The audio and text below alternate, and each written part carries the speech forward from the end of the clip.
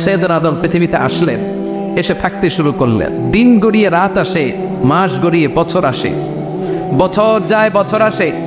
ঠিক 940 বছর পর মালাকুল মাউত আদম আলাইহিস সালামের কাছে আসলেন। বললেন, আনা মালাকুল মাউত উকিলা বিকুম, আপনাদের জন্য আল্লাহ আমাকে বানিয়েছে রূহ কবজ করতে। ও আদম, আবুল বাশার, পৃথিবীর প্রথম মানব, প্রথম নবী, আপনার সময় শেষ, রেডি হন। কি হন? খেলা শুরু হয়, এখনই রূহ কবজ করে নিয়ে যাব। সৈয়দনা আদম বলে, এখন আসছো কেন? আমার আরো 60 বছর বাকি আছে। মালাকুল মাউত বলে, না, আপনি রূহের জগতে আল্লাহর কাছে আপনার সন্তান দাউদকে কয় বছর দিয়েছিলেন?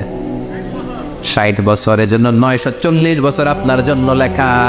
আমি এখন আপনার রূহ কবজ করতে চাই। সৈয়দনা আদম বলে, আমি মানি না, আমি কাউরে দেই নাই। 60 বছর আমি দেই নাই, আমি আরো বাঁচব, আমি আরো বাঁচবো, 60 বছর আমি বাঁচবো, আমি দেইতেই নাই। মেয়ে যাও। মালাকুল মাউত আল্লাহর যে বলে, আল্লাহ দেয় নাই বলে, আসলে ভুলে গেছে। আসলে মানুষ ভুলে যায়, মানুষ বড্ড ভুলে যায়। আমরা অনেক সময় খাইয়াও কই খাই নাই। অনেক কিছু আপনি দিছিলেন, কিন্তু ভুলে যাই। গলার নিচ দিয়ে নামার পরে কই তুমি কিচ্ছু দেও নাই। আচ্ছা, না নাই? নাসিয়া আদম ফানাসিয়া বানু, আদম আলাইহিস সালাম ভুলে গেছেন, তাই আমরাও ভুল করি, ঠিক কিনা? এজন্য আমাদের নেতারাও বলে, এটা দেবো ওটা দেবো, নির্বাচনের পর সব ভুলে যায়। আচ্ছা, না নাই? ওই যে আদম আলাইহিস সালাম বলছে, আমরা ভুলে যাই। অন্যদের দোষ কি? ভুলে যায়, বেমালুম ভুলে যায়। আল্লাহ বললেন, মালাকুল মাউত আর জোরাজুরি করো না। 940 নয়, ঠিক 1000 বছর পরে আদমের কাছে যাবা। আমি আমার আদমের ভাগ্যে এই জিনিসটাই রেখে দিয়েছিলাম রে মালাকুল মাউত। আমি আগ থেকে এটাই রেখেছি, আমি জানতাম সে ভুলে যাবে। চিল্লা এখন সুবহানাল্লাহ।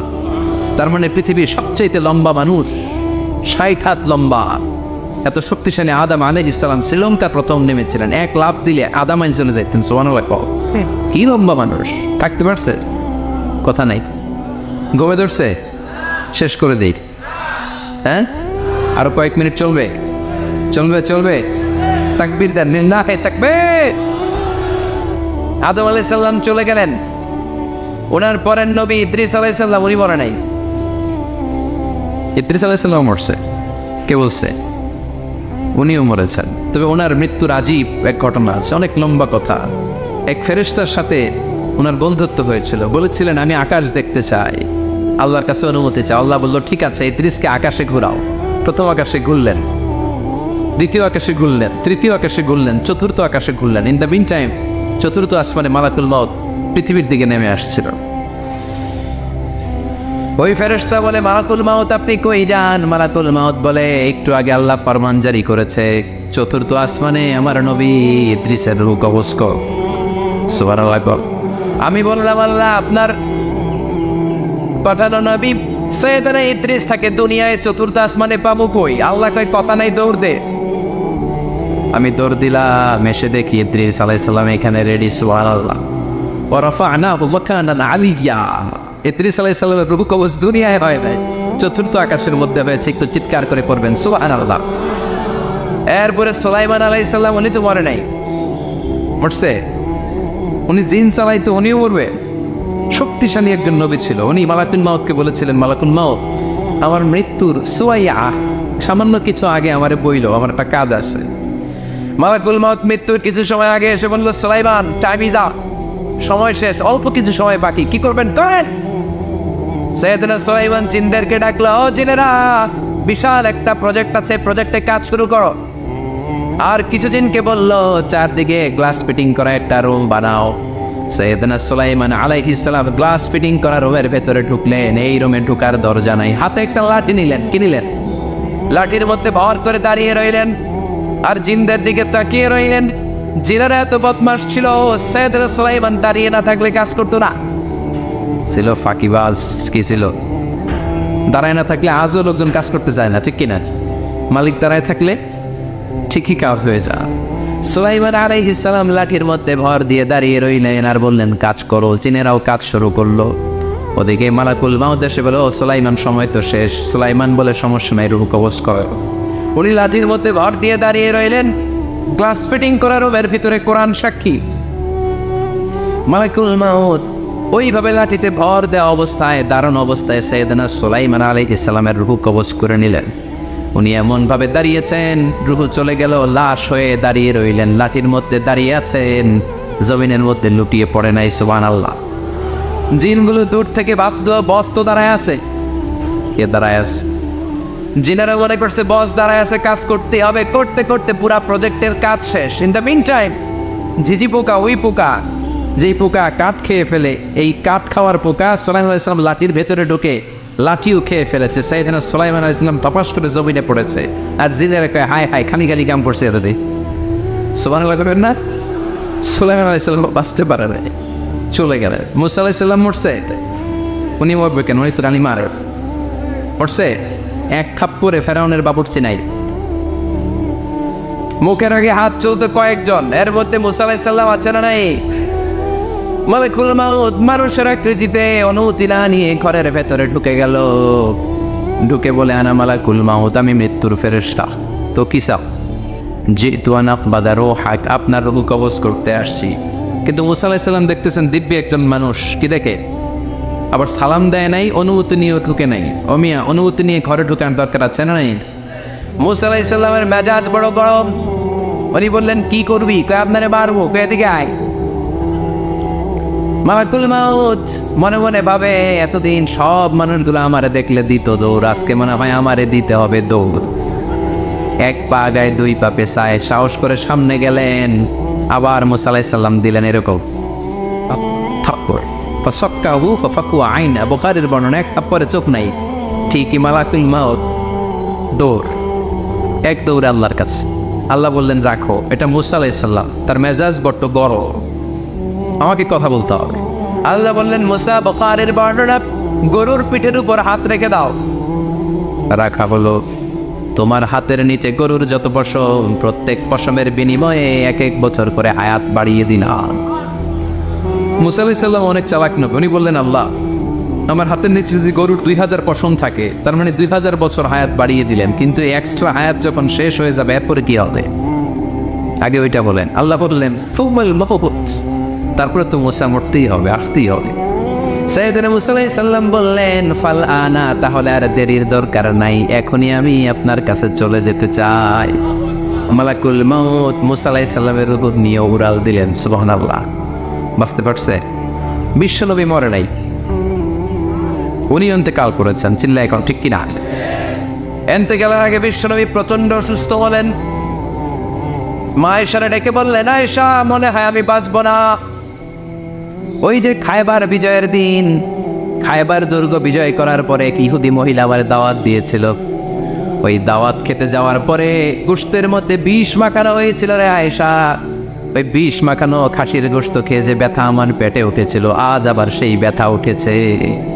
বিশ্বনবী ওই বিষ খাওয়ানো গোশতের কারণে ইন্তেকাল করেছেন। তার মানে বিশ্বনবীর সাথে জামা আল্লাহ বাইনা নবুওয়া ওয়া শাহাদা, আল্লাহ বিশ্বনবীকে শুধু নবী বানায় নাই, শহীদ হিসেবে কবুল করেছে। সুবহানাল্লাহ করবেন না? প্রচন্ড অসুস্থ, উনি ছাড়া মসজিদে নববীতে কেউ ইমামতি করার সাহস পায় না। বিশ্বনবী বললেন আবু বকর তুমি যাও, আবু বকরও যায় না। বিশ্বনবী বললেন পানি আনো। বিশ্বনবী পানি দিয়ে ওযু করলেন। ওযু করে কয়েকজন সাহাবীকে ধরে উঠতে চাইলেন, আবার থপাস করে বেহুশ হয়ে পড়লেন। বিশ্বনবী উঠতে পারে না। আবার বললেন ঠান্ডা পানি আনো। পানির ভেতরে বিশ্বনবী 2 হাত ঢুকিয়ে দিয়ে ঠান্ডা ভিজা হাত দিয়ে চেহারার মধ্যে মাসে করলেন আর বললেন ইন্নালিল মাউতি লা সাকারাত, হায়রে মৃত্যুর কি যন্ত্রণা, হায়রে মৃত্যুর যে কি কষ্ট। অবিয়া বিশ্বনবী যদি মৃত্যুর কষ্টে কাতরায়, আমাদের অবস্থা কি? আমাদের নসিবে কি আছে? আল্লাহ তুমি বাঁচাও, পড়ে না আমি। বিশ্বনবী কাঁদছেন, সাহাবারা একের পর এক দেখতে আসে। কান্নার রোল পড়ে গেল চারদিকে। বিশ্বনবীর কলেজার টুকরা নয়নের পুটুলি সাইয়েদাতুনা ফাতিমা বিশ্বনবীর কান্না সহ্য করতে পারে না। বিশ্বনবীকে ধরে মা ফাতিমা, সাইয়েদাতুনা ফাতিমা বিলাপ করা শুরু করে দিলেন, চিৎকার দিয়ে কান্নাকাটি শুরু করে দিলেন আর বললেন ওয়া কুরবাবা, ওয়া কুরবাবা, হায় হায় আমার বাবার কি কষ্ট, আহা আমার বাবার কি কষ্ট হচ্ছে। বিশ্বনবী বললেন ফাতেমা তুমি কেঁদো না, আমার কষ্ট আজকের পরে আর থাকবে না। আজকে তোর বাবার সব কষ্ট বন্ধ হয়ে যাবে। কি যেন কানে কানে বললেন, ফাতেমা আরো কেঁদে দিল। আবার কানে কানে কি যেন বললেন, ফাতেমা হেসে দিল। বিশ্বনবীর ইন্তেকালের অনেক পর মা আয়েশার কাছে ফাতেমা বললেন, আমি যখন প্রথমে কেঁদেছিলাম আব্বা বলেছিল আমি আর বাঁচবো না রে ফাতেমা। আবার কানে কানে একটা কথা বলার পরে হেসেছিলাম, আব্বা বলেছিল আমার পরে আমার পরিবার বর্গের মধ্য থেকে সর্বপ্রথম তোমার সাথে আমার দেখা হয়ে যাবে রে ফাতেমা। অল্প কয়েক মাসের ব্যবধানে সাইয়েদাতুনা ফাতেমা উনিও ইন্তেকাল করলেন। বিশ্বনবী শোয়া থেকে উঠতে পারে না। এক সাহাবীকে দেখলেন মেসওয়াক করছে। বিশ্বনবী মেসওয়াকের দিকে তাকিয়ে রইলেন। বিশ্বনবীর নিথর দেহটা পড়ে আছে। আয়েশারা যে বলবে আয়েশা মেসওয়াক দাও, বলতে পারেন। মা আয়েশা বুঝতে পেরে মেসওয়াক আনলেন, বিশ্বনবীকে মেসওয়াক করিয়ে দিলেন। এবার বিশ্বনবী বললেন, ও আবু বকর শোনো, আল্লাহ আমাকে অপশন দিয়েছে। কি দিয়েছে? আল্লাহ বলেছে নবী আজীবন থাকতে চাইলে থাকেন, আর আসতে চাইলে চলে আসেন। আমি থাকতে না চেয়ে আল্লাহর কাছে চলে যাওয়ার ইচ্ছা করলাম। সাইয়েদনা আবু বকর কান্না জুড়ে দিলেন। বিশ্বনবী বললেন, আসসালাত আসসালাত, ও আমার উম্মতেরা নামাজ তরক করো না। ইন্তেকালের আগে বললেন নামাজ ছেড়ে দিও না। আর বললেন, ওয়ামা মালাকাত আইমানুকুম, তোমাদের অধীনস্থ কর্মচারীদের সাথে খারাপ আচরণ করো। ঘাম শুকানোর আগে পয়সা দিয়ে দিও। আর হাত দুটো উঁচু করে বললেন, আল্লাহুম্মা ইলা রাফিকিল আলা, ও আল্লাহ আমি আপনার কাছে যেতে চাই। এই কথাটা বলে বিশ্বনবীর হাত দুইটা থপাস করে জামিনে পড়ে গেল। বিশ্বনবীও চলে গেলেন। থাকতে পেরেছে কেউ? চিল্লায় বলেন। এজন্য আমরা আল্লাহর কাছে ইমানই মৃত্যু চাই। কি মৃত্যু? আমরা উত্তম মৃত্যু চাই। চিল্লায় বলেন কি মৃত্যু? এজন্য মরণের আগে ইমান নিয়ে মরার দরকার আছে না নাই? বিশ্বনবী দোয়া করতেন, আল্লাহুম্মা রযুকনা হুসনাল খাওয়াতিম, ও আল্লাহ আমাদের শেষটা যেন ভালো হয়। শেষ কথা বলি, এদিকে তাকা, মনোযোগ আছে। বলতেন, আল্লাহুম্মা রযুকনা হুসনাল খাওয়াতিম, ও আল্লাহ আপনি আমাদেরকে ইমানের মৃত্যু দেন, আমাদের শেষটা ভালো করেন। কারণ সব ভালো তার শেষ ভালো। জানেন না এটা আপনারা? সব ভালো তার শেষ ভালো। আজীবন ইসলামের পক্ষে, আজীবন নামাজি মুত্তাকি, মরার আগে কাফের হয়ে মরে এরকম আছে না? মরার আগে শাহবাগের মঞ্চে উঠে ভাষণ দেয়, ভাইয়েরা আমার আছে না? আবার আজীবন কাফের, ইসলামের বিরোধী, ইন্তেকালের আগে কালিমা পড়ে সব মাফ করায় আছে না? বিশ্বনবীর শ্বশুর আবু সুফিয়ান, নাম শুনছেন? বদরের যুদ্ধে বিশ্বনবীর বিরুদ্ধে, মক্কায় বিশ্বনবীর ঘুমাতে দেয় নাই। উহুদের যুদ্ধে বিশ্বনবীর সাথে ফাইট, খন্দকের যুদ্ধে বিশ্বনবীর সাথে মারামারি, আহজাবের যুদ্ধে কিলাকিলি, সারাটা জীবন বিশ্বনবীর সাথে মারামারি। মক্কা বিজয়, কালিমা পড়ে মুসলমান হয়েছে। গোটা জীবনে যা অন্যায় করেছে সব মাফ করে দিয়েছে কে? এজন্য আমরা আল্লাহরে বলি, আল্লাহ কালিমাটা পড়তে পড়তে যেন আমরা মরতে পারি। চিৎকার করে পড়ে না আমিন। জিহাদের ময়দানে এক সাহাবা যুদ্ধ করতে লাগলেন। বুখারীর বর্ণনা, যুদ্ধ করতে করতে কাফেরদেরকে মারতে মারতে, হাদিসের ভাষ্য, লা ফাযা ওয়ালা শাযা ইল্লা ইয়াতরিবুহা বিসাইফি, তার সামনে যত কাফের আসে সে কচুকাটা করে। অন্য সাহাবীরা খুশি হয়ে যায়। অন্য সাহাবীরা বলে আজকের সব সওয়াব এই সাহাবী পেয়ে যাবে। কিন্তু বিশ্বনবী হঠাৎ করে একটা কথা বললেন, ওই কথা শুনে সাহাবীরা অবাক। বিশ্বনবী বললেন, হুয়া ফিন্নার, ও জাহান্নামে যাবে। কই যাবে? জিহাদের ময়দানে এক মুজাহিদ সাহাবী কাফিরদেরকে মেরে শেষ, কিন্তু বিশ্বনবী বললেন কই যাবে? কথা কয় না। এক সাহাবী কয়, ঘটনা কি? এত বড় মুজাহিদ ফি সাবিলিল্লাহ কেন জাহান্নামে যাবে? আমি লুকিয়ে লুকিয়ে দেখি। লুকিয়ে লুকিয়ে ওই সাহাবী দেখে, মুজাহিদ সাহাবী যুদ্ধ করতে করতে কাফিরদের বিশাল একটা ঘাটির ভেতরে ঢুকে গেল। মারতে মারতে মারতে মারতে হঠাৎ এক কাফেরের আঘাতে এই মুজাহিদ সাহাবীর ডান হাতটা কাটা পড়ে গেল। এবার ডান হাত দিয়ে ফিনকি দিয়ে রক্ত বের হতে শুরু করলো। মুজাহিদ সাহাবী আর যন্ত্রণা সহ্য করতে পারে না। যন্ত্রণা সহ্য করতে না পেরে কাতরাতে কাতরাতে নিজের হাতের ছুরিটাকে জমিনের মধ্যে গেড়ে দিয়ে ছুরির উপরে ঝাঁপিয়ে পড়ল। পেটের এই দিক দিয়ে ঢুকে ওপার দিয়ে বের হয়ে গেল, এফার ওপার হয়ে গেল। মানে আত্মহত্যা করলো, ঠিক কিনা? জাহান্নামী নাই? কথা কর।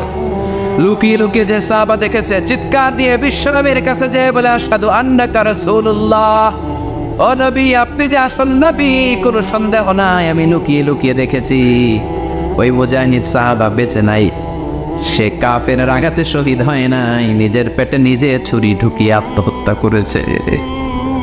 আজীবন বিশ্বনবীর সাথী, মরার আগে জাহান্নামী। আমরা কেউ জানি না আমাদের শেষটা কেমন হবে, এজন্য আমাদের শেষটা ভালো হোক, ভেরি সেন্সিটিভ ইস্যু। আমাদের শেষটা ইমানের হোক। এখন যেমনি মাথা ঠিক আছে, বুদ্ধিমত্তার সাথে শাহাদাত বাক্যের উপর যেন আমরা মরতে পারি, আমরা পড়ি আমিন। চিল্লায় পড়ে না আমিন। কি করে বুঝবেন মৃত্যুটা ভালো হলো? এক নম্বর আলামত আন-নুতকু বিশ-শাহাদা, মরার আগে আওয়াজ করে জিকির করে কেউ যদি পড়তে পারে লা ইলাহা ইল্লাল্লাহু মুহাম্মাদুর রাসূলুল্লাহ সাল্লাল্লাহু, এটা হচ্ছে আলামাতু হুসনিল খাতিমা। আপনার মৃত্যুটা যে ভালো মৃত্যু হয়েছে এটার আলামত। কি মৃত্যু? সবাই বলেন ভালো মৃত্যু আমরা চাই কি চাই না? ভালো মৃত্যুর এক নম্বর আলামত কালিমা পড়ে যদি মরতে পারে। বিশ্বনবী বলেন মান কানা আখিরু কালামিহি লা ইলাহা ইল্লাল্লাহ, যে ব্যক্তির সর্বশেষ কথাটা হবে, বাক্যটা হবে লা ইলাহা ইল্লাল্লাহ, দাখালাল জান্নাহ, সে জান্নাতি হয়ে যাবে। সুবহানাল্লাহ পড়ে। এরপরে বিশ্বনবী বললেন আল মুমিনু ইয়ামুতু বিজাবি ইরকিল জাবিন, মুমিন যখন মারা যায় তার কপাল ঘেমে যায়। সুবহানাল্লাহ পড়েন। হাত ঘামে না, পা ঘামে না, মুমিনের কপাল ঘামে। সুবহানাল্লাহ। এজন্য কেউ মারা গেলে কপালের মধ্যে হাত দিবেন, দেখবেন ওই ঘামের মধ্যে একটা জান্নাতি ঘ্রাণ আছে। সুবহানাল্লাহ। আল্লাহ, আমরা যখন মরে যাব আমাদের কপালটা যেন এরকম ঘেমে যায়। আমিন পড়েন আর জোরে আমিন। আল মুমিনু ইয়ামুতু বিআরাকিল জাবিন, মুমিন মারা গেলে তার কপাল ঘামে। কপাল ঘামলে বুঝতে হবে এটা ভালো মৃত্যু, ইমানি মৃত্যু। চিল্লায় বলেন ঠিক কিনা? এরপরে বিশ্বনবী বললেন ফি লাইলাতিল জুমা, জুমার রাতে যদি মরে, আও ফি শাহরি রমাদান, কিংবা রমজান মাসে যদি মরে, আও ফি সাফারিল হজ, কিংবা হজের সফরে যদি মরে। বাংলার জমিন থেকে অনেক হাজিরা হজ করতে যায়, অনেকে ওইখানে যে আরাফাতের ময়দানেও মারা যায়, এরকম হাজি আছে না? খুশনসিব, এটা খুশনসিব। আলহামদুলিল্লাহ পড়ে। মনের পথে অবিচল থেকে আমার মরণ যেন হয়। চিল্লায় পড়ে না আমিন।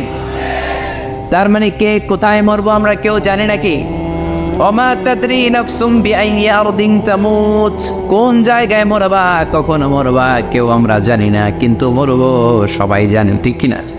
কুল্লু নাফসিন যায়িকাতুল মাউত, প্রত্যেকটি আত্মার মৃত্যুবরণ করতে হবে, এটা আমরা সবাই জানি। The most certain thing in life is death, but the most uncertain thing in our life is the time of death. এই জীবনের সবচেয়ে সুনিশ্চিত বিষয় হলো মরণ, সবচেয়ে অনিশ্চিত বিষয় হলো মরণের সময়। চিল্লা এখন ঠিক কিনা? মরবো যে আমরা সবাই জানি,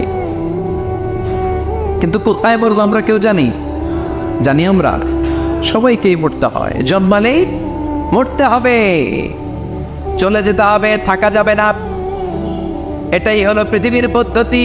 জীবনের সবচাইতে নির্মম ঘটনা হচ্ছে মরণ, সবচাইতে ভয়ঙ্কর অভিজ্ঞতা। কোন প্রাণীর জন্য সর্বোচ্চ এবং সবচাইতে ভয়ঙ্কর অভিজ্ঞতা হচ্ছে মৃত্যু। এবং এত ভয়ঙ্কর অভিজ্ঞতা, এই অভিজ্ঞতাটা কারো কাছে শেয়ার করে যাওয়া যায় না। মরার সময় কেউ বলে যেতে পারছিল আমার মরতে এমন লাগছে, কইতে পারছে? কেমন লাগছে বলতে পারে? বলা যায় না। তার আগেই চলে যেতে হয় শৈশব, কৈশোর, যৌবন, বার্ধক্য, প্রৌঢ়ত্ব, হ্যাঁ, বয়সের ছাপ, কালো চুল দাড়ি সাদা হয়ে যাওয়া, দাড়ি চুলের শুভ্রতা, দুর্বলতা। This is the circle of life. ছোট্ট ছিলাম, বড় হলাম, সিঙ্গেল ছিলাম, ডবল হলাম, তারপরে বাবা হলাম, তারপরে শ্বশুর হলাম, তারপরে নানা হলাম, তারপরে চলে যেতে হবে। This is the circle of life. চিল্লায় বলেন ঠিক কিনা? এই যে মুরব্বীরা, দাড়ি পাকা মুরব্বী যারা আছে, আপনারা কি মনে করছেন মায়ের পেট থেকে মুরব্বী হয়ে বেরিয়েছিল? কিরকম বের হয়েছিল? তারাও ওয়া ওয়া করেছে, এরাও ফিডার খাইতো, এই চাচারা খায় নাই? এরাও ফিডার খেত, এরাও মায়ের বুকের দুধ খেত, এরাও ছোট্ট বাচ্চাদের মতো গরমকালে পানির মধ্যে ডুবাইতো। স্কুল ফাঁকি দিয়ে বাচ্চারা ডুবায়, আসে না নাই? উখিয়াতে এরকম নাই? ছোট্ট বাচ্চা ছিল, বড় হলো, বান্ধবকে উপনীত হলো। This is the circle of life, চলে যেতে হবে। বিশ্বনবী বললেন, আমার উম্মতি মা বাইনা সিত্তিনা ইলা সাবঈন, আমার উম্মতের গড় বয়স হলো 60 থেকে 70। এই উম্মতের গড় বয়স কত? 60 থেকে 70। ওয়া আকাল্লুহুম মাইয়াজুজু যালিক, অল্প কিছু মানুষ আছে যারা 70-এর বেশি হায়াত পায়। এখানে 70-এর বেশি আছেন কারা? হাত তোলেন দেখি তো। কয়জন? একজন, দুইজন, তিনজন। মাশাআল্লাহ, আল্লাহ আরো হায়াত দেখ, আল্লাহ এদেরকে আরো হায়াত দারাজ করুক। চিল্লায় বলেন আমিন। তার মানে আমার উম্মতি মা বাইনা সিত্তিন ইলা সাবঈন, বিশ্বনবী বললেন এই উম্মতের গড় বয়স 60 থেকে 70, আর 70-এর বেশি হায়াত পাবে। ওয়া আকাল্লুকুম মাইয়াজুজু যালিক, 70-এর বেশি পাবে হাতে গোনা, গুনে বের করে ফেলা যায় 1 জন 2 জন 3 জন, বাকি সব 60-এর আগে নাই। শিল্লা এখন ঠিক কি না? বাংলাদেশের গড় হায়াত কত মানুষের? 60। বিশ্বনবীর কথার সাথে মিলে গেছে, চিল্লায় পড়েন সুবহানাল্লাহ। এই জন্য বিশ্বনবী বলেন, এই যে মুরব্বীদের দাড়ি পাকে, এই যে রাস্তায় অ্যাক্সিডেন্ট হয়, এই যে ক্যান্সারে আক্রান্ত হয়ে লোকজন মারা যায়, তার উপরেও কি টনক নড়ে না? এরপরেও কি বিবেকে ধরে না যে তোমাকে চলে যেতে হবে? আকসিরু যিকরা হাযিবিল লাযযাত, জীবনের সব স্বাদকে পানসা করে দেয় ওই মরণকে স্মরণ করো। মরণকে স্মরণ করলে জাহান্নাম বরণ করা লাগে না। চিল্লায় বলেন ঠিক কিনা? আবার আল্লাহ বললেন, গোলাম, স্পেশাল একজন ফেরেশতা আমি মরণের জন্য সিলেক্ট করলাম, নাম মালাকুল মাউত। তাকে আমরা আজরাইল বলে চিনি। এই মালাকুল মাউত তার বাহিনী নিয়ে নির্ধারিত টাইমে গোটা বিশ্বের সব মানুষের রূহ কবজ করে। অন টাইম নাকি দেরি করে? মালাকুল মাউত আগেও আসে না, পরেও আসে না। সুবহানাল্লাহ পড়ে। সাইয়েদনা সুলাইমান আলাইহিস সালাম জামানাতে ওনার এক ওয়াজির ছিল, মন্ত্রী। ওই মন্ত্রীকে নিয়ে উনি বৈঠক করতেন। ওনার সময় উনি মালাকুল মাউতের সাথে বৈঠক করতেন। শুনতেছে? আপনাদের মনোযোগ আছে তো? উনি বৈঠকে বসেছেন, মালাকুল মাউতও বসা, ওয়াজিরও বসা। হঠাৎ মালাকুল মাউত ওয়াজিরের দিকে বড় বড় চোখ করে তাকাচ্ছে। বড় বড় চোখ করে তাকানোতে ওয়াজির ভয় পেয়েছে। হঠাৎ মালাকুল মাউত চলে গেল। ওয়াজির বলে, ও সুলাইমান আলাইহিস সালাম, এই যে লোকটা বড় বড় চোখ করে আমার দিকে তাকালো, এটা কে? সাইয়েদনা সুলাইমান বলে, হাদা মালাকুল মাউত। যে বর্ণনাটা বলছে এটা হাদিস না, এটা হচ্ছে ইসরাইলিয়া, জিউস ট্রেডিশন। কোরআন হাদিসের সাথে কোনো দ্বন্দ্ব নাই, তাই বর্ণনা করা যাবে। বিষ্ণু বলেছেন, বাল্লিগু আন্নি ওয়ালাউ আয়া। আবার বলেছেন, ওয়া হাদ্দিসু আন বনি ইসরাঈল ওয়ালা হারাজ। বনি ইসরাইলের ট্রেডিশন বর্ণনা করো, জিউস ট্রেডিশন বর্ণনা করো, এতে কোনো সমস্যা নাই। ওয়াজির বলে, ও সাইয়েদনা সুলাইমান, বড় বড় চোখ করে যে তাকালো লোকটাকে? সাইয়েদনা সুলাইমান বলে, হাদা মালাকুল মাউত, এটা মৃত্যুর ফেরেশতা। ওয়াজিরের কলিজায় পানি নেই। এটা কি ফেরেশতা? শুনে তো পিলে চমকে গিয়েছে। কয়টি? মালাকুল মাউত তো আমার চিনে বলেছে, বাড়ি চিনে ফেলছে আমার খবর আছে। সাইয়েদনা সুলাইমান আলাইহিস সালাম জিনদেরকে দিয়ে কাজ করাতেন, মেঘমালাকে দিয়ে কাজ করাতেন, বিশাল সিংহাসন নিয়ে পৃথিবীর প্রাচ্য থেকে পাশ্চাত্যে ঘুরে বেড়াতেন। সাইয়েদনা সুলাইমানকে ওয়াজির বলে, ও সুলাইমান, মেঘমালাকে আদেশ করে দেন, আমি আর এই ফিলিস্তিনের ভূখণ্ডে থাকতে চাই না। আকাশের মেঘমালার উপরে আমারে বসিয়ে দেন, আর বলে দেন আমারে নিয়ে যেন আকাশের মেঘমালা হিন্দুস্তানের ওই দূর পর্বতে রেখে আসে। আকসা আল হিন্দ, হিন্দের সবচেয়ে দূরবর্তী জায়গায় যেন আমার রেখে আসে। সাইয়েদনা সুলাইমান বললেন, আকাশের মেঘ যাও, আমার ওয়াজিরকে নিয়ে হিন্দুস্তানের একটা উপদ্বীপে রেখে আসো। রেখে আসা হলো। কিছুক্ষণ পর মালাকুল মাউত সাইয়েদনা সুলাইমানের কাছে হাজির। সাইয়েদনা সুলাইমান বললেন, ও মালাকুল মাউত, কই ছিলা? একটু আগে হিন্দুস্তান থেকে আপনার ওয়াজিরের রূহ কবজ করে আসছি। সুবহানাল্লাহ পড়ে। এটা আবার কেমন কথা, তুমি ওইখানে গেলে কেন? কয়, রব্বুল আলামিন কিছুক্ষণ আগে আমার কাছে পয়গাম পাঠিয়েছে, যাও সাইয়েদনা সুলাইমানের ওয়াজিরের রূহটা কবজ করো। কবজ করার জায়গা হলো হিন্দুস্তানের উপদ্বীপ। কোন জায়গায়? মালাকুল মাউত এসে দেখে সুলাইমান নবীর সাথে মিটিং করে। ওয়াজির কার সাথে মিটিং করে? সুলাইমান নবীর সাথে। কিন্তু ফরমানে লেখা রূহ কবজ করতে হবে কোথায়? হিন্দুস্তানে। সুবহানাল্লাহ করবেন না? এই জন্য বড় বড় চোখ করে আমি তাকিয়েছি, আর মনে মনে ভাবলাম টাইম তো নাই, কারণ মৃত্যু তো অন টাইমে হতে হয়, এখনই ওর রঘু কবজ করতে হবে। কেমন করে ওইখানে যাবে আমি জানি না, আমি আগে চলে যাই। মালাকুল মউত চলে গেল, যে দেখে ওই জায়গায় ওয়াজির হাজির, সাথে সাথে রঘু কবজ করে আল্লাহর কাছে চলে গিয়েছে। পড়েন সুবহানাল্লাহ।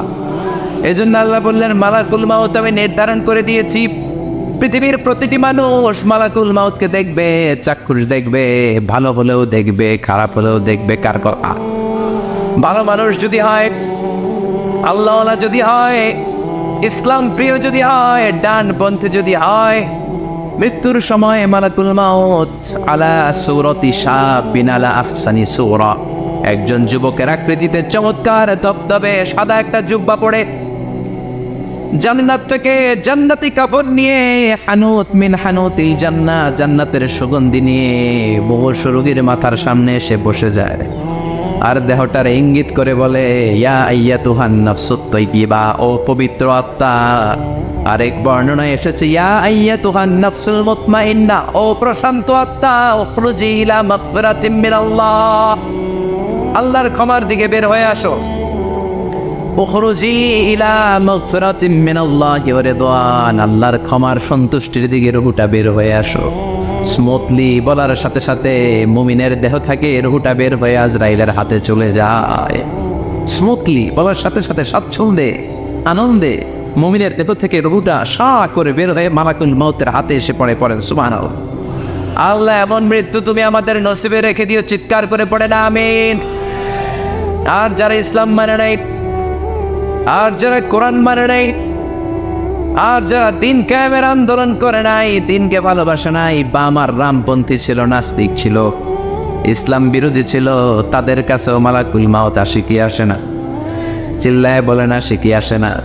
তাদের কাছেও আসে, কিন্তু আলা সূরাতি আফবাহি রাজুল, একজনের চেহারা যত ভয়ঙ্কর হতে পারে, যত নিকৃষ্ট হতে পারে, এরকম ভয়ঙ্করতম নিকৃষ্ট দুর্গন্ধওয়ালা একটা চেহারা নিয়ে আসে। রিজলাহু ফিল আরদ, পা থাকে জমিনে, রাসুহু ফিস সামা, হাদিসের বর্ণনা, পা দুইটা জমিনে, মাথা আকাশে। এসে ধমক দিয়ে জালিমের মাথার সামনে এসে বলে, ইয়া আইয়াতুহান নাফসুল খাবিসা, হে পাপাত্তা,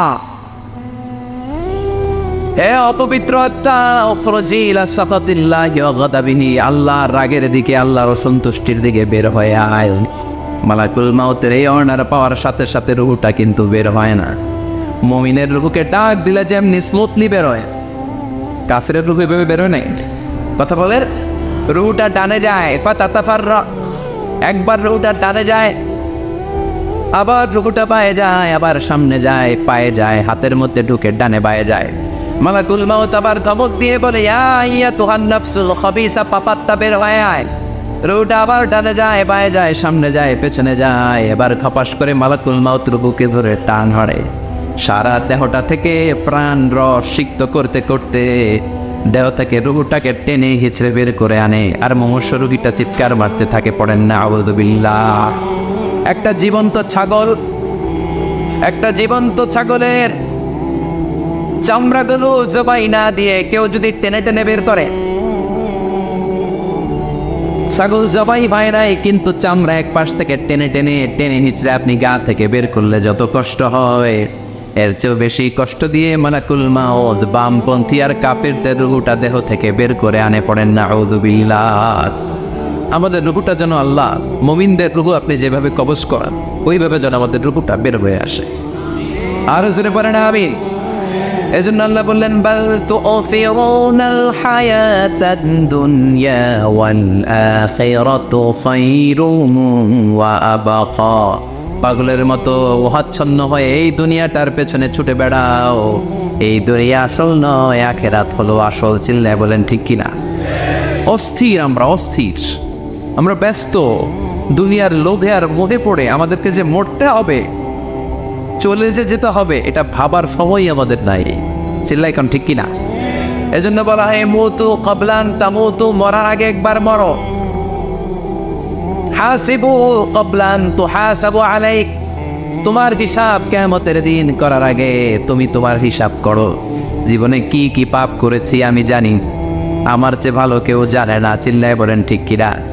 কি কি অন্যায় করেছি আমার হৃদয়ের মধ্যে কথাগুলো আছে না নাই? পৃথিবীর কেউ না জানলেও আমি জানি কি জানি না। পৃথিবী না জানুক আমি তো জানি আমি কি পাপ করেছি হায়। পৃথিবী না জানুক আমি তো জানি আমি কি পাপ করেছি হায়। আমার পাপের করলে বিচার বাঁচার উপায় নাই আমার। দয়াময় প্রভু মাফ করো আমায়, মাফ করো আমায়। পড়ে না আমি আর জোরে আমিন। এজন্য হাসিবু ক্বাবলা আন তুহাসাবু আলাইক, তোমার হিসাব বসার আগে নিজে হিসাব করো কি কি করলা। আসল মরণের দিন শটান হয়ে তো শুয়ে পড়ো ভাই, মরার আগে আরেকবার মরো। মরার আগে আরেকবার কি করবেন কথা বলেন? মরার আগে কি করতে হবে? হঠাৎ একদিন বিছানায় শটান হয়ে শুয়ে যান, চক্ষুটা বন্ধ করেন, ভাবেন মরে গিয়েছেন। এই তোমার কুলমাউত চলে এসে রুহুটা নিয়ে গেল। আত্মীয় স্বজন চিৎকার চেঁচামেচি শুরু করে দিল, কান্নার রোল পড়ে গেল চারদিকে। মাইকের মধ্য দিয়ে, মসজিদের মাইকে অ্যানাউন্স হয়, অমুক এলাকার নিবাসী অমুক ভাই আমাদের মধ্যে দুনিয়ায় নাই, তার জানাজা হবে এশার নামাজের পর। সবাই এসে রুহের মাগফিরাত করে, সবাই আপনারে দেখতে আসবে, কেঁদে কেঁদে লোকজন আপনারে কবর দিতে আসবে। চিল্লায় বলেন ঠিক কিনা? কেঁদে কেঁদে সবাই আসবে দেখার জন্য আসবে। ছেলেগুলো কাঁদবে, স্ত্রী কাঁদবে, বাবা মা কাঁদবে, বন্ধু বান্ধব কাঁদবে। আর ঘরের মধ্যে রাখা হবে না। এবার আপনাকে গোসল দেওয়ার পালা। চক্ষু বন্ধ করে চিন্তার দরকার আছে না নাই কথা বলেন? হঠাৎ করে হঠাৎ করে শুনবি একদিন আমার মৃত্যুর খবর। কেঁদে কেঁদে আসবে সবাই দিতে আমায় কবর, দিতে আমায় কবর। ঠিক কি না? একটু চোখটা বন্ধ করে ভাবেন, আপনাকে গোসল দেওয়া হবে, জামাগুলো খোলা হবে। এত টাকা দিয়ে যে দামি গোসলখানা টাইলস লাগিয়ে ঘরে বানালেন, আপনার শেষ গোসলটা কি ওই দামি গোসলখানায় হবে? লাশ যেখানে দোয়া হয় ওই জায়গায় দোয়া হবে, আপনাকে কাফন পরানো হবে। আপনার কলিজার টুকরা ছোট বাচ্চাটারে বলা হবে, আব্বু দেখে যাও তোমার বাবারে শেষবারের মতো দেখো। আপনার বাবা মা শেষবারের মতো একটা নজর দিয়ে আপনার চেহারাটা দেখে নিবে। বন্ধু বান্ধবরা শেষবারের মতো একবার আপনারে দেখে নিবে। জানাজার জায়গায় নেওয়া হবে। হবে না এই ঘটনাটা আমাদের? হ্যাঁ হবে কি না?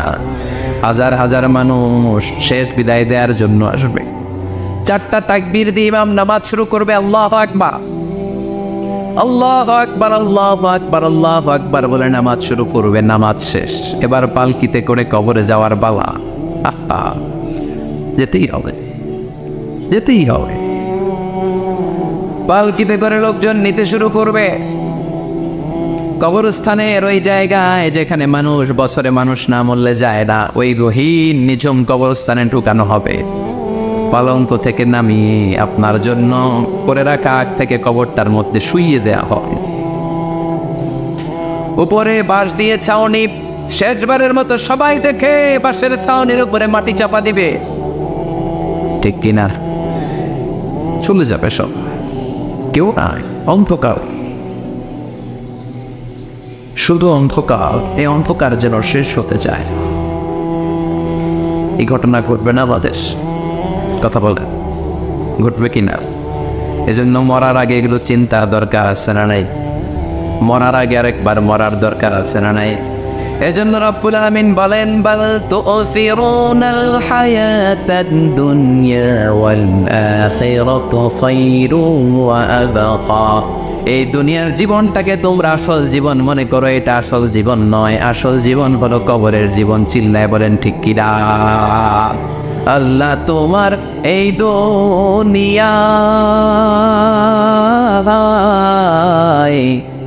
আল্লাহ তোমার এই দুনিয়ায় কেউ আসে কেউ চলে যায়, তবু তোমার ভয়ে কারো কাঁদে না হৃদয়। এই দুনিয়াতে আমার বদলে গেল মন, চারিদিকে দেখি শুধু সুখেরই স্বপন। ভাবলো না মন আল্লাহ ছাড়া,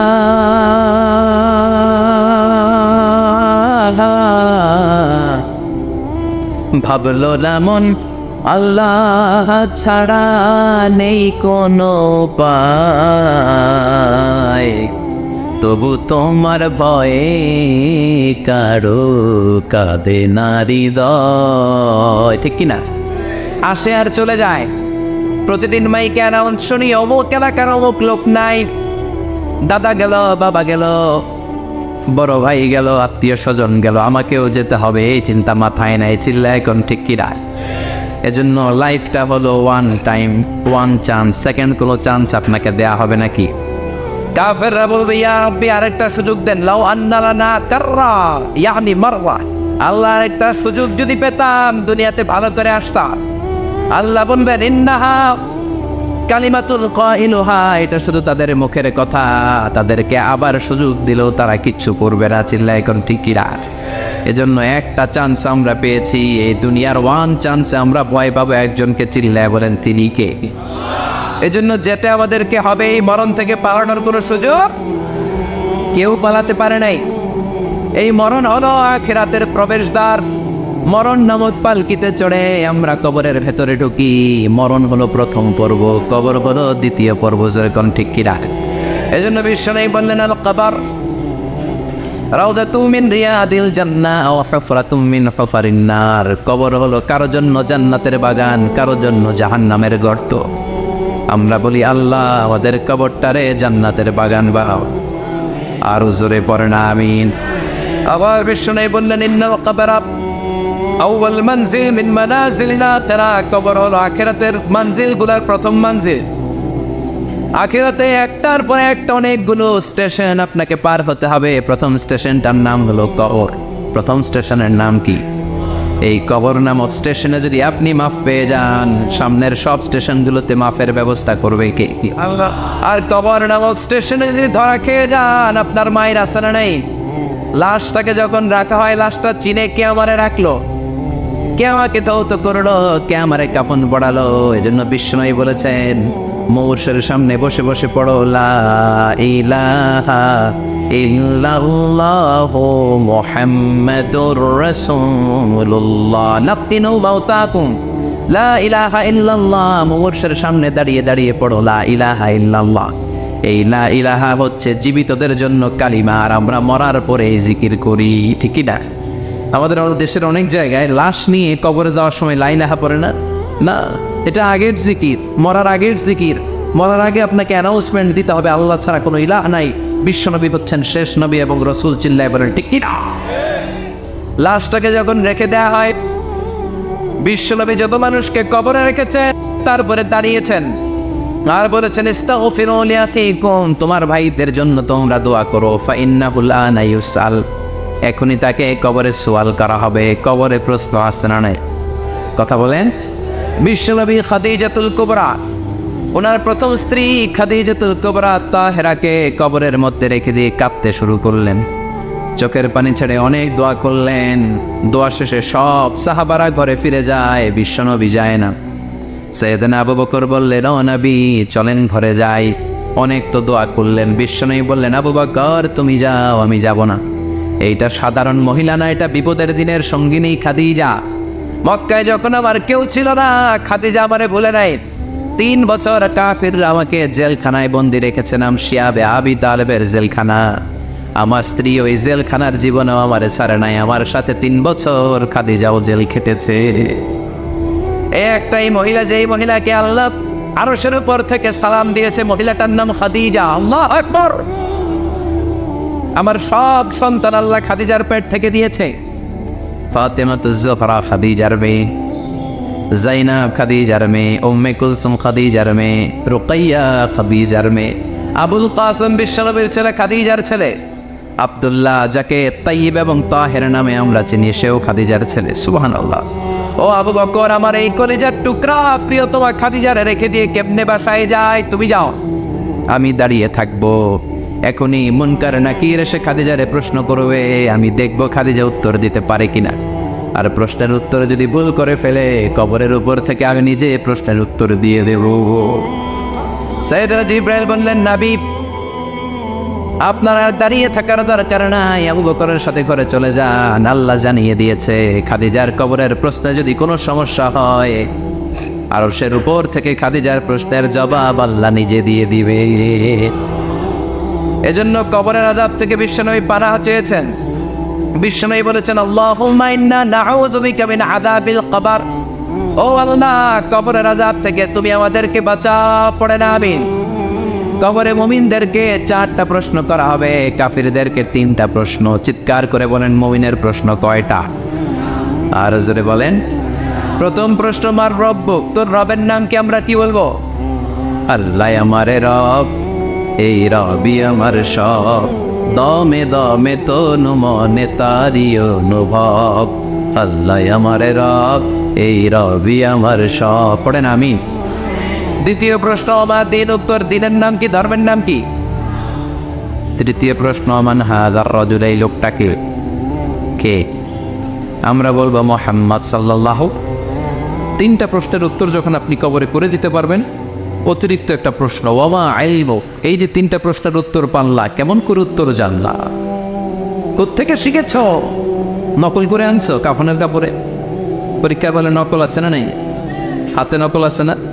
পায়ে নকল, মোজার ভিতরে নকল আছে না নেই? মোবাইলে নকল আছে না নেই? নকল থেকে আল্লাহ তুমি বাঁচাও। আরো আসতে তো না আমি।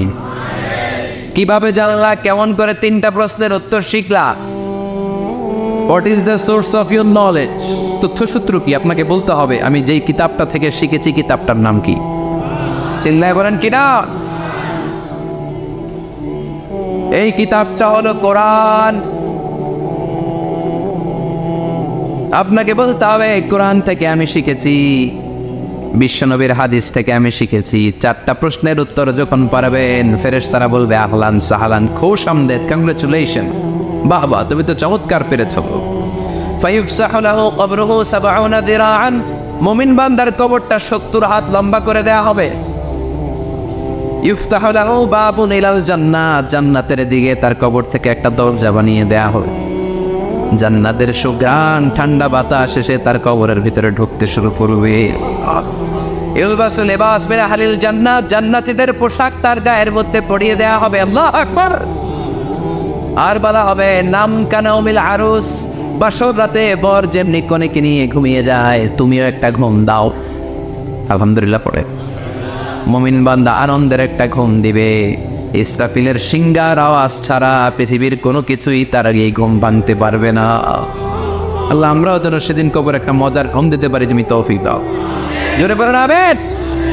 এবার বামপন্থী নাস্তিক আর কাফেরদের পালা, ইসলাম বিদ্বেষীদের পালা, আলে ওলামাদের শত্রুদের পালা, ইসলামকে যারা বিজয়ী শক্তি হিসেবে মানতে পারে নাই তাদের পালা। চিল্লা এখন ঠিক কিনা? ওদেরকে একই প্রশ্ন, রব কি? ওরা বলবে আমি জানি না। আমাদের উত্তর আল্লাহ। ওরা বলবে আমি কিচ্ছু জানি না, আমি সব ভুলে গেছি, আমার মাফ করে দেন। আমি কিছুই জানি না, তবে আমি ইসলাম বিরোধীদের সাথে চলতাম, যারা ইসলাম রে বাস দিত আমি তাদের সাথে স্লোগান দিতাম। এরকম ডাকাইত আছে না নাই? দ্বিতীয় প্রশ্ন, আমার দিন ও তোমার ধর্মের নাম কি? কয় আমার ধর্ম নাই, আমার ধর্ম কর্ম নাই, আমি খালি দুনিয়াকে মাচালে লো, দুনিয়া তোমারই है, আমি খালি তুম্মা চলে দূর। আছে না নাই?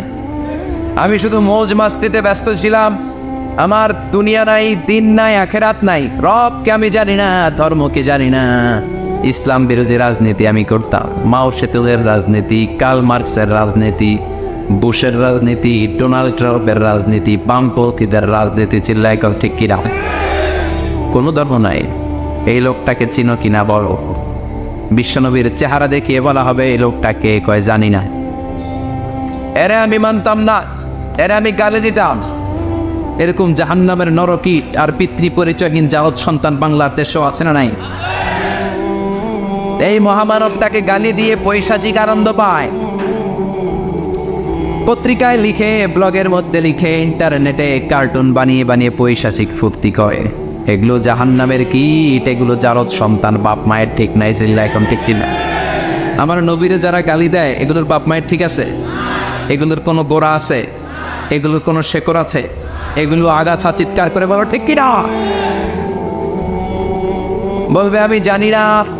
ফেরেশতারা বলবে দাঁড়া, আমরা জানি। তোর সাথে কেমন আচরণ করতে হবে আমাদেরকে ট্রেনিং দিয়েছে কে? এবার শুরু হবে মাইর। কি শুরু হবে? কথা বলেন। মাইর। ফায়ুদরাবু বিমা তারিকা মিন হাদিদ, লোহার হ্যামার দিয়ে শুরু হবে মাইর। এক একটা হ্যামারের বাড়িতে মাথাটা ফেটে চূর্ণ বিচূর্ণ হয়ে যাবে। দেহটা জমিনের ভেতরে 70 গজ ডুবে যাবে, দেবে যাবে। ওর চিৎকারে কবরস্থানটাও থারথার করে কাঁপবে। আবার জামিনকে বলা হবে ইলতাইবি, চাপা দে। জামিনে ঢুকে যাওয়ার পরে জামিনের এ পাশ থেকে একটা চাপা, মাটি চাপা, বাম দিক থেকে মাটি চাপা। 2 চাপায় ডান দিকের পাজর বায়ে চলে যাবে, বাম দিকের পাজর ডানে চলে আসবে। ওর চিৎকারে কবরস্থানটা থার থার করে কাঁপবে। আল্লাহ, এই ধরনের পরিস্থিতি থেকে তুমি আমাদেরকে বাঁচাও। আরো চিৎকার করে বলে না আমি। আজকের এই আলোচনার পরেও কি আমাদের টনক নড়বে না? আজকের এই কথাগুলোর পরেও কি মৃত্যু নিয়ে আমরা ভাববো না? আজকের আলোচনার পরেও কি আমার হিসাব শুরু হওয়ার আগে আমি একটু নিজের হিসাব কষে নিব না? আল্লাহ আমাদের সবাইকে কথাগুলো বুঝার, আমল করার তৌফিক দান করুক। আমরা পড়ি আমিন।